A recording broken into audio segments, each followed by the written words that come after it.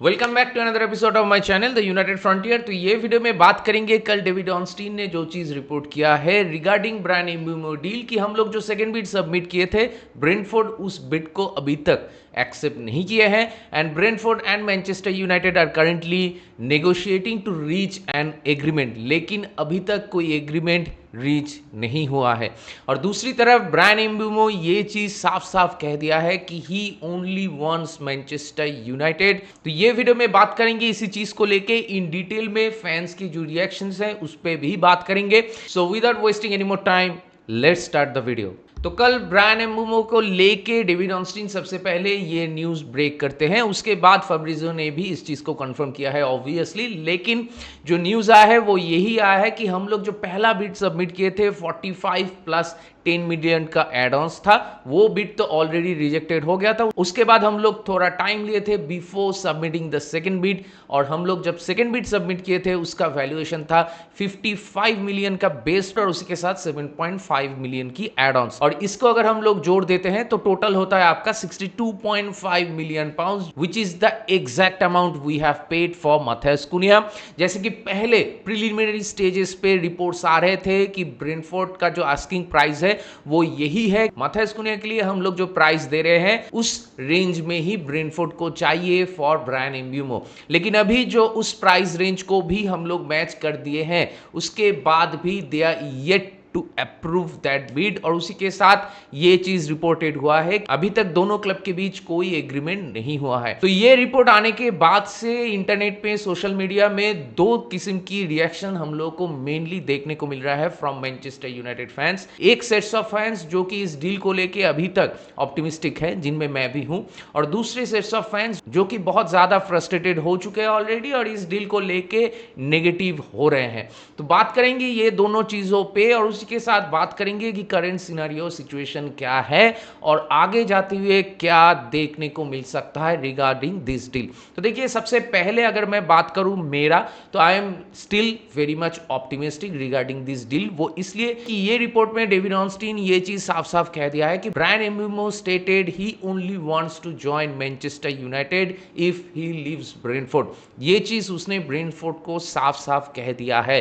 तो जितनी भी सारे रिपोर्ट्स और स्पेकुलेशन हो रहा था रिगार्डिंग ब्रायन एम्ब्यूमो, टॉटनहम या फिर दूसरे क्लब्स भी आ सकते हैं for bidding war with Manchester United, वो सारी चीजें ऑटोमेटिकली नालिफाई हो जाता है इन दिस कॉन्वर्सेशन। और उसी के साथ ये चीज का भी गारंटी हो जाता है कि Manchester United is the only club who will go for Bryan Mbeumo. और यहाँ पे ये समझने वाली बात है कि मैनचेस्टर यूनाइटेड, अगर मैं इनियोस की पर्सपेक्टिव से बात करूँ, तो हम लोग ओवरपे नहीं करना चाहते और हम लोग ओवरपे नहीं करेंगे। इसीलिए जो सेकंड बिड हम लोग सबमिट किए थे, वो सेकंड बिड का जो वैल्यूएशन था वो आपका मैथ्यूस कुनिया का एग्जैक्ट वैल्यूएशन ही था।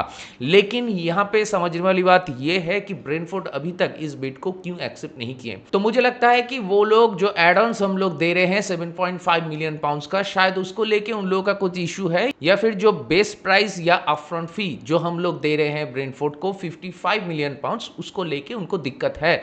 वो लोग हो सकता है कि जो अपफ्रंट फी है उसको और भी ज्यादा इंक्रीज करने के लिए कहें, या फिर हो सकता है कि वो लोग और ज्यादा पैसों की डिमांड करें। हो सकता है कि इंस्टेड ऑफ 55 मिलियन पाउंड्स वो लोग 60 मिलियन पाउंड्स के आसपास कुछ एक्सपेक्ट कर रहे हैं in terms of base price. और मैं यहाँ पे इस चीज को लेके पॉजिटिव इसलिए हूं, मुझे अभी भी लग रहा है कि ये डील हो जाएगा। वो इसलिए कि ब्रेंटफोर्ड अगर ब्रायन एम्ब्यूमो को बेचना नहीं चाहते तो वो लोग हम लोगों को एंटरटेन नहीं करते, वो लोग बिड रिजेक्ट करने के बाद भी हम लोगों से नेगोशिएट नहीं करते।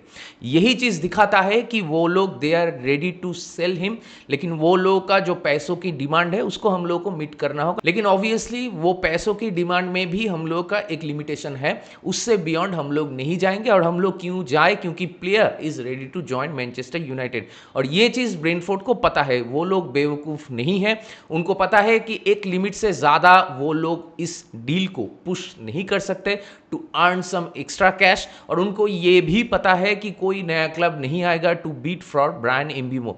और आपको ब्रेंटफोर्ड की पर्सपेक्टिव से भी सोचना होगा कि ब्रेंटफोर्ड अपना बेस्ट एसेट जब बेच रहा है तो they will want to generate some good cash, क्योंकि उनको दूसरे प्लेयर्स खरीदने होंगे। तो इसीलिए सेकंड बीट सबमिट करने के बाद भी we are still negotiating, which indicates कि Brentford are ready to sell him, लेकिन उनको और ज्यादा पैसा चाहिए। तो हो सकता है कि जो बेस्ट प्राइस है वो हम लोग कम ऑफर कर रहे हैं। अगर बेस्ट प्राइस हम लोग 5 मिलियन और ज्यादा ऑफर कर देते हैं तो हो सकता है कि ये डील कंक्लूडेड हो जाए। मतलब मोटा मोटी आप पकड़ के चलो कि 65 मिलियन पाउंड्स के आसपास अगर टोटल पैकेज होता है तो देयर इज अ चांस कि ब्रेंटफोर्ड इस डील को एक्सेप्ट कर ले, क्योंकि उससे बियॉन्ड हम लोग नहीं जाएंगे।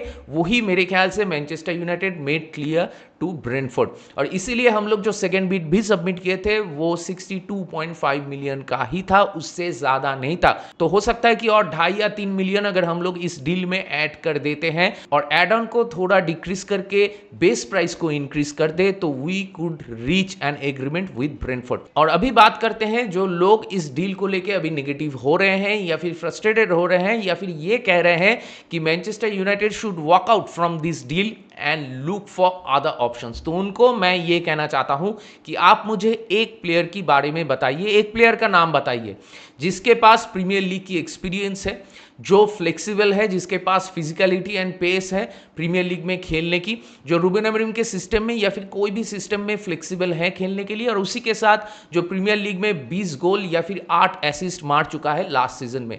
ऐसा एक प्लेयर की नाम मुझे बताइए जो मैनचेस्टर यूनाइटेड में ज्वाइन करने के लिए राजी है। आप लोगों को एक चीज समझना होगा कि हम लोग Manchester United had the worst season in the history of Premier League in last season. We finish 15th।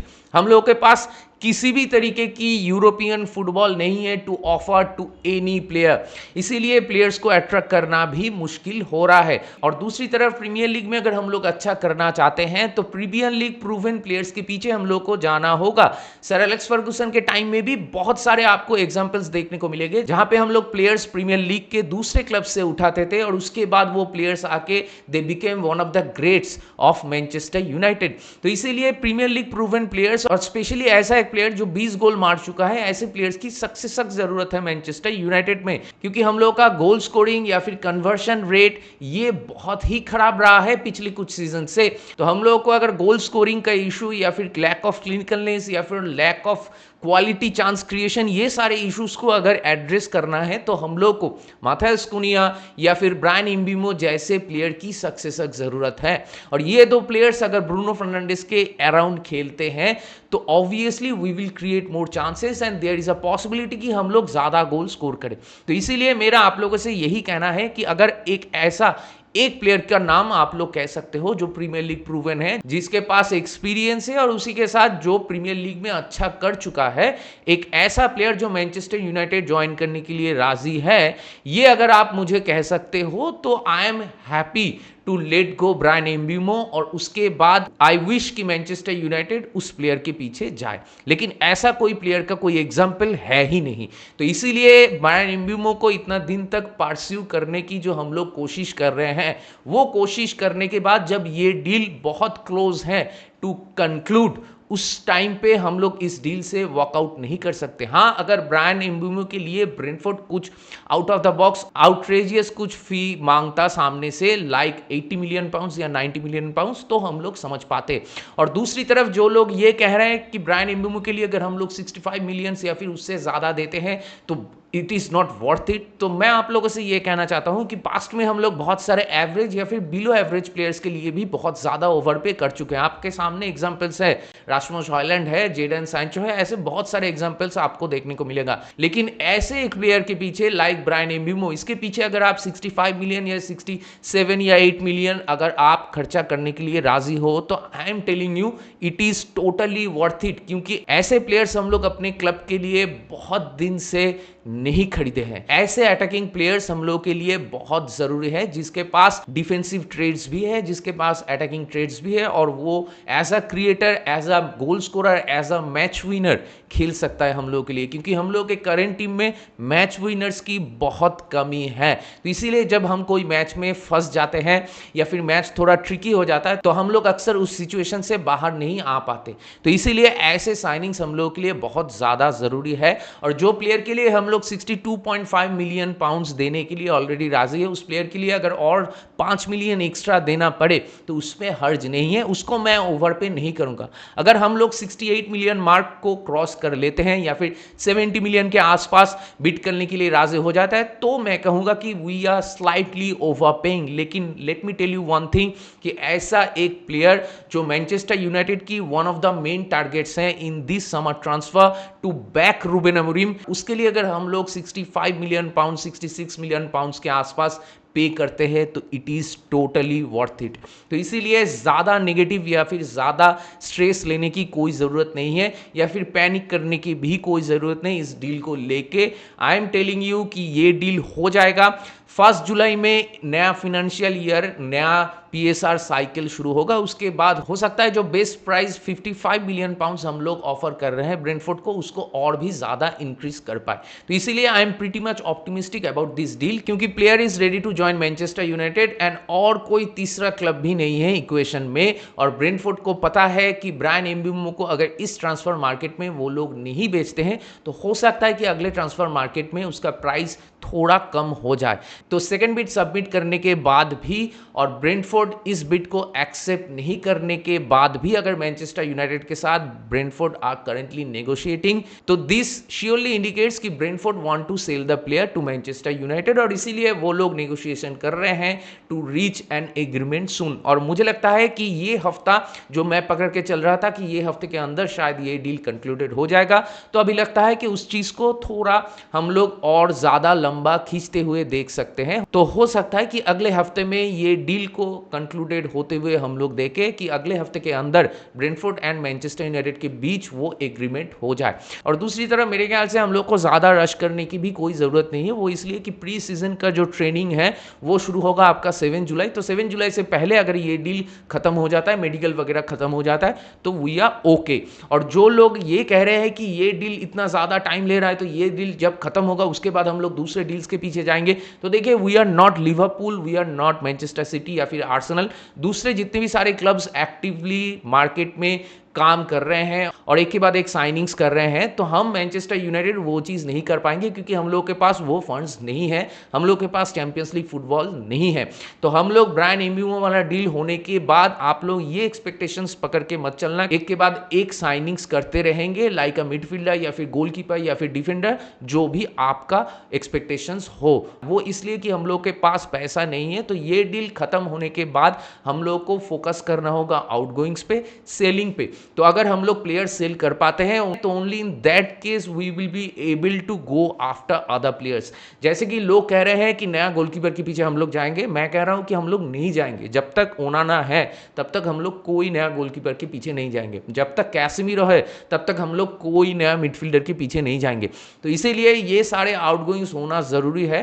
दूसरी तरफ अगर राशफोर्ड, गर्नाचो, एंटनी ये सारे आउटगोइंग्स हो जाता है, उसके बाद हम लोग एक स्ट्राइकर के पीछे जाएंगे। मतलब अगर हॉयलैंड या जर्गजी ये दोनों ही रहते हैं तो देयर इज अ चांस कि हम लोग ये दोनों के साथ ही अगला सीजन जो है उसको प्लान करें और कोई स्ट्राइकर के पीछे ना जाए। तो ये आप लोगों को समझना होगा। जो लोग ये समझ रहे हैं कि ये डील बहुत ज्यादा टाइम ले रहा है ब्रायन एम्बुमो वाला, तो ये खत्म होने के बाद हम लोग दूसरे डील कर पाएंगे, तो ये डील खत्म होना जल्दी बहुत जरूरी है।